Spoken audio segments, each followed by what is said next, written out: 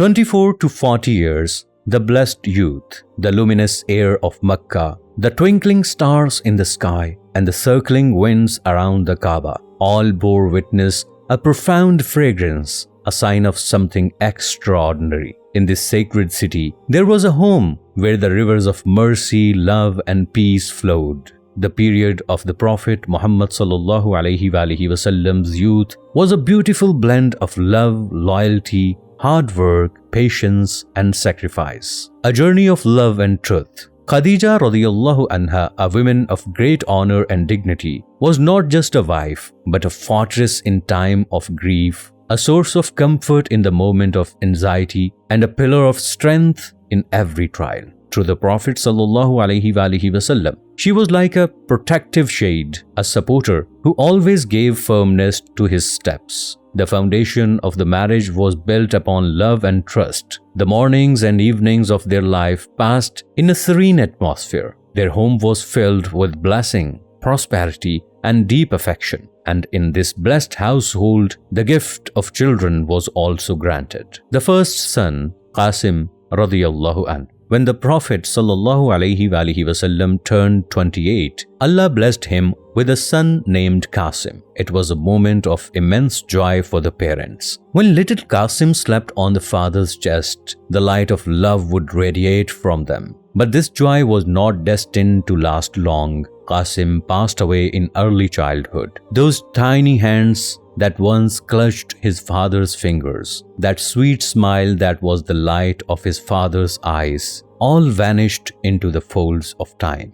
Daughters, trier of mercy. At the age of 30, Allah blessed the Prophet sallallahu alaihi wasallam with a daughter named Zainab radiyallahu anha. Then at 33 came Ruqayya radiyallahu anha. At 34, Kulthum radiyallahu anha, and at 41, Fatima radiyallahu anha. These daughters, whom society considered a burden, were the most beloved to the Prophet of Mercy sallallahu alaihi wasallam. He would shower them with love, carry them on his shoulders, kiss their foreheads, and declare their presence a blessing. The marriages. Zainab radiyallahu anha was married to Abul As ibn al-Rabi, who later embraced Islam. Ruqayya and Kulthum radiyallahu anhuma were married one after the other to Uthman ibn Affan radiyallahu anh, for which he earned the title Dhun Nurain, the possessor of two lights. Fatima radiyallahu anha was married to Ali ibn Abi Talib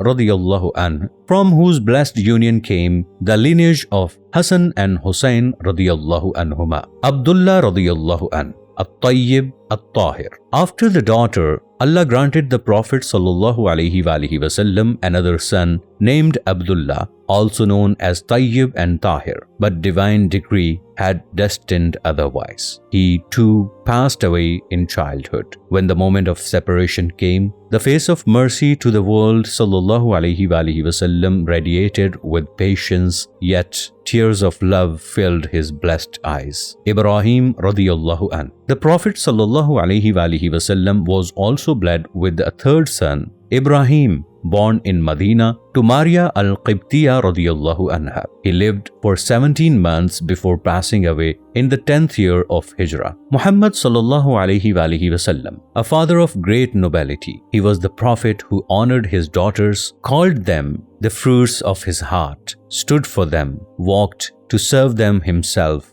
and taught the Ummah to value their daughters. He was the exemplary husband who became the best companion to his wife, found joy in her smile, and forgot his own comfort in her pain. He was the father who bore the pain of losing his sons close to his heart, yet only words of patience came from his lips. This was the household that embodied love, loyalty, patience, and sacrifice, a timeless example for every home until the end of time. The rebuilding of the Kaaba, a glimpse of wisdom, foresight, and leadership. The morning light was spreading over the valley of Mecca. The Kaaba, which for centuries has been the center of of devotion had been weakened by the passage of time, violent storms, and fierce floods. The Quraysh thus made a unanimous decision to reconstruct the house of Allah, but on one essential condition: only the pure and lawful wealth would be used for this sacred endeavor. This decision was not for an ordinary building, it was for the very house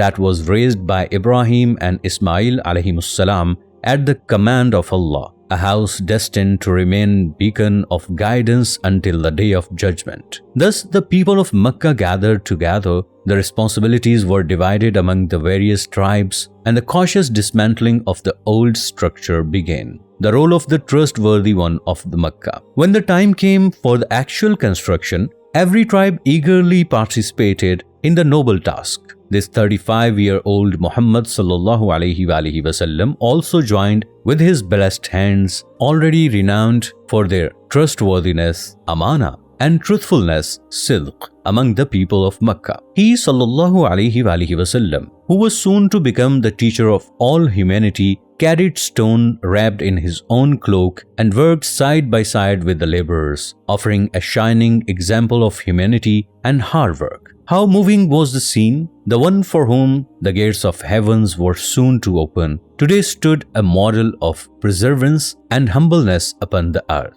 The black stone, a moment of trial. When the walls of Kaaba were completed, a major challenge arose. Who would have the honor of placing the revered black stone Hajar-e-Aswad back into its position? Every tribe desired this honor for itself. Tensions flared to the point that swords were nearly drawn. It was then agreed that the first person to enter the sacred mosque Haram the next morning would be entrusted to resolve the matter. All eyes anxiously watched the entrance to the Haram, waiting for the first arrival, and then came the moment. It was Muhammad sallallahu alaihi wasallam who entered. As soon as the people saw him, a wave of relief swept over the crowd. Voices echoed, "Here comes the trustworthy one, Al-Amin. We are pleased with his decision, judgment of pure wisdom." The Prophet sallallahu alaihi wasallam listened carefully to the issue, unparalleled fairness, proposed a solution that satisfied every tribe.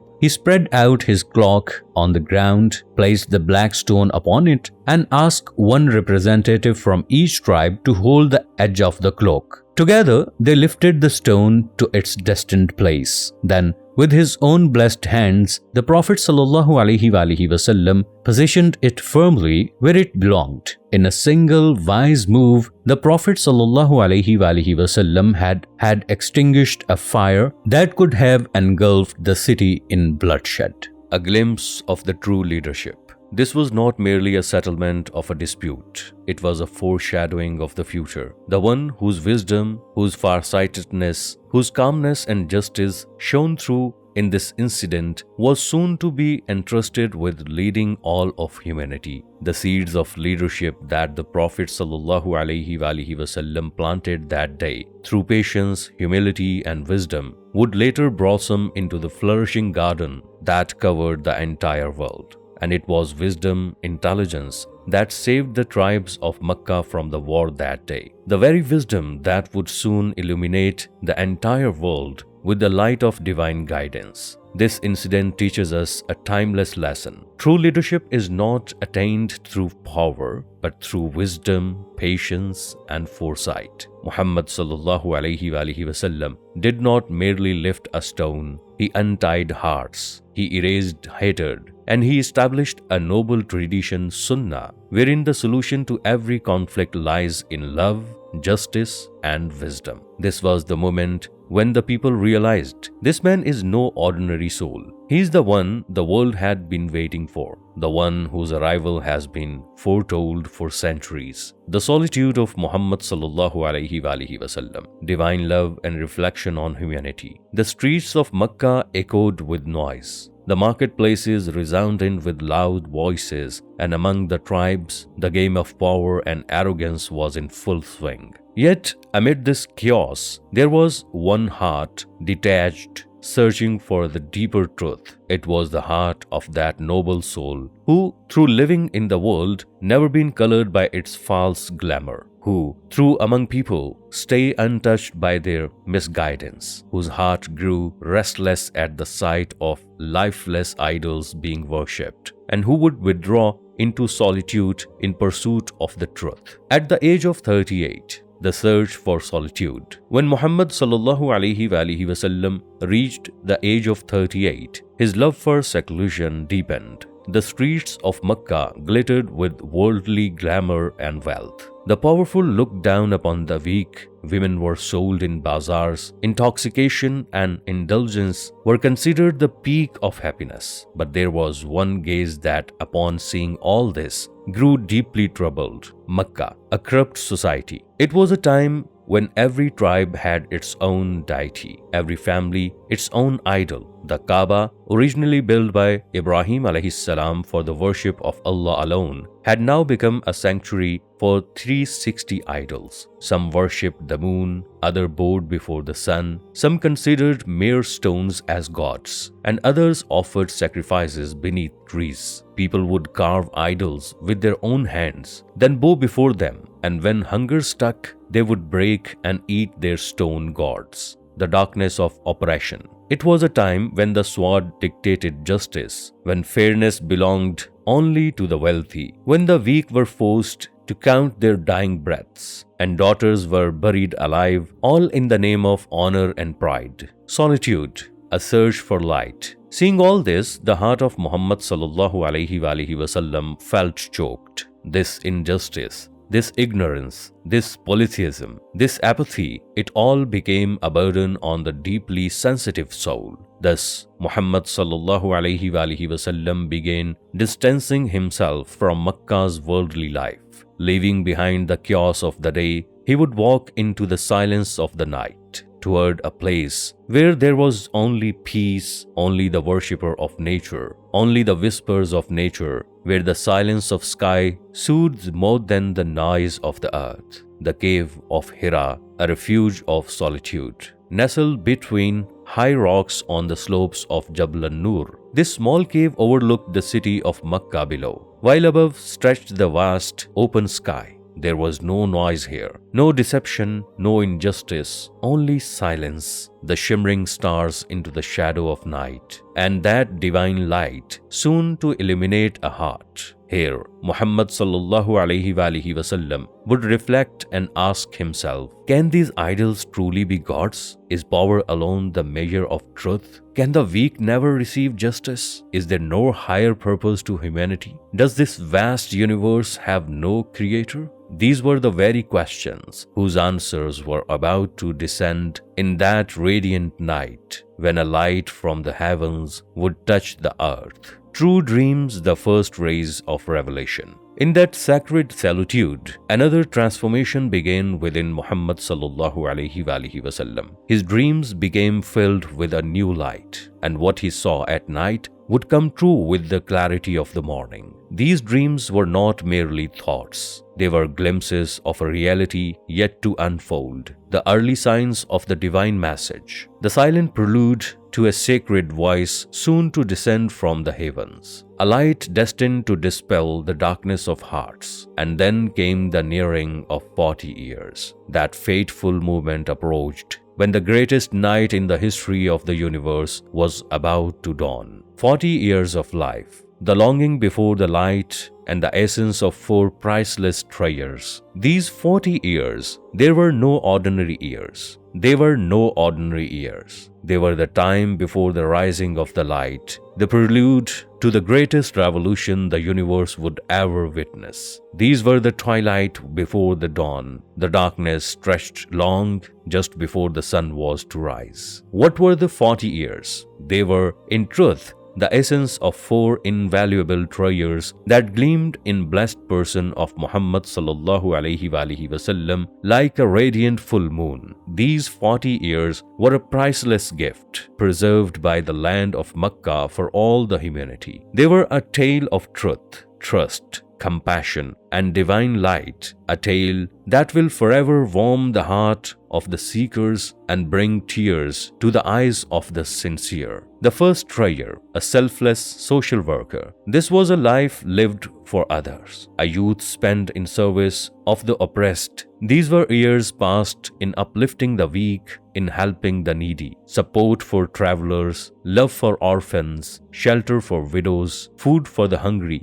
restraining the hand of the oppressor. All of this was the habit of Muhammad sallallahu alaihi wasallam. He was the one who took part in Hilful Fudul, a pact made to stop injustice and restore rights to the oppressed. He sallallahu alaihi wasallam would walk to the street of Mecca, placing a hand on the head of an orphan, carrying groceries for a widow, feeding the hungry, listening to the pleas of the indebted, supporting the wronged. The second Trayer, the ultimate trustworthy. There was not a single person in all of the Mecca who ever doubted the trustworthiness of Muhammad sallallahu alaihi wasallam. His entire life was spent in truthfulness and integrity. People would leave their wealth with him saying, "Muhammad, with you, our trust is safest." They would hand over their most precious belongings saying, "Muhammad, you never lie, you never betray." Even those who opposed his message, those who stood against him, would still call him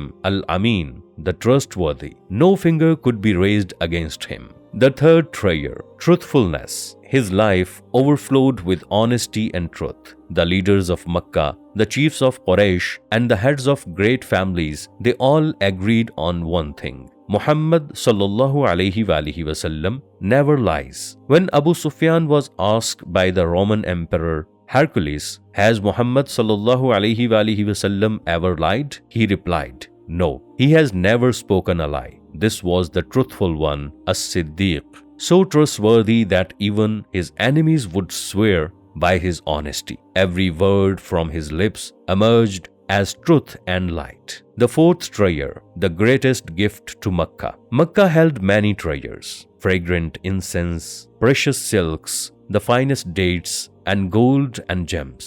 But the greatest treasure Mecca ever held was the blessed person of Muhammad sallallahu alaihi wasallam. He was the priceless gem not found in market of gold, but in the realm of character, sincerity, truth, and compassion. He sallallahu alaihi wasallam was the one sought in every marketplace, the one every broken society longed for, the one every soul in darkness searched for. Eyes were yearning, hearts were pounding, ears were straining. It was the moment just before revelation.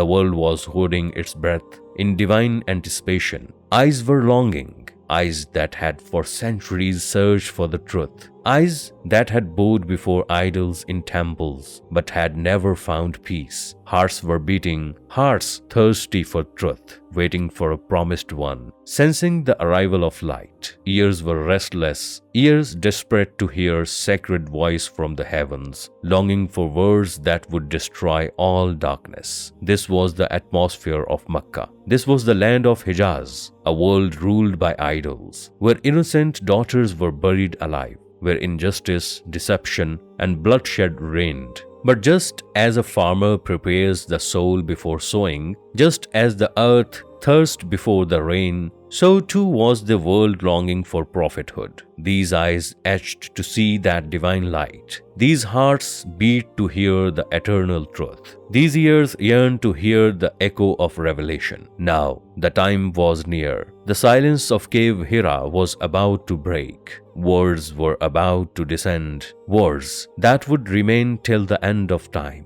that would revive dead hearts, become light in darkness, and offer peace to restless souls. The wait was about to end. Revelation was about to descend. The moment of prophethood had arrived, a moment that would change the course of all history.